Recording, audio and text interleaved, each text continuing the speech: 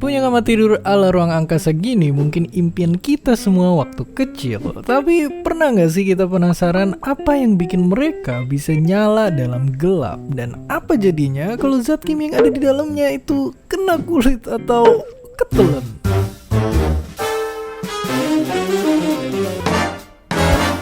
Jawaban singkatnya, ya mereka ada bahayanya. Sebelum bahas lebih jauh, makanya mari kita kenalan dulu sama rahasia di balik benda glow in the dark ini.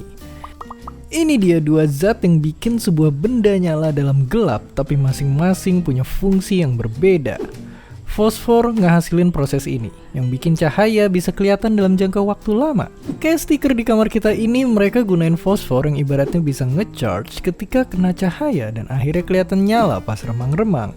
Kalau kena kulit, cairan ini bisa bikin gatal, perih, dan merah-merah. Dan jangan sampai kelilipan karena bisa bikin mata kerasa panas, perih, dan bengkak.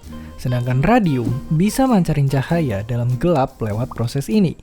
Dan soal radium, karena dia punya sifat radioaktif, semakin sering dan lama kita terpapar radium, semakin banyak risiko kesehatan yang sebenarnya ngancam hidup kita. Gila banget. Dan lebih gilanya lagi, ternyata ada kisah gelap di balik perjalanan yang nganterin benda terang benderang ini bisa sampai di tangan kita. Gimana ceritanya?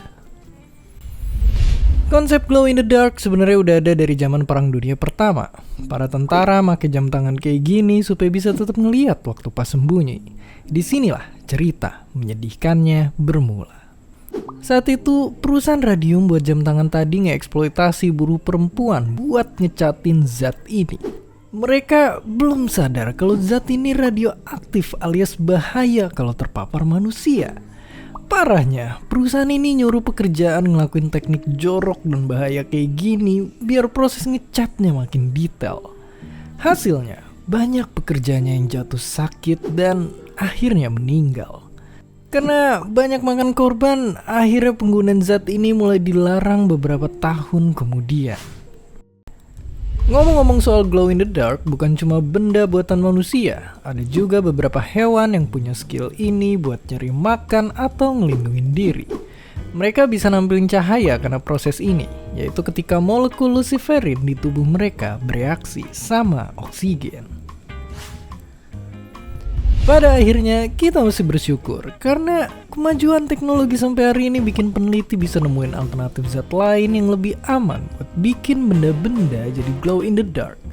Makanya sebelum beliin adik-adik kita mainan-mainan gemes ini, cari produk yang terpercaya dan udah teruji keamanannya. Jadi jangan sampai awalnya mau seru-seruan tapi malah berujung keracunan. Dan seperti biasa, terima kasih.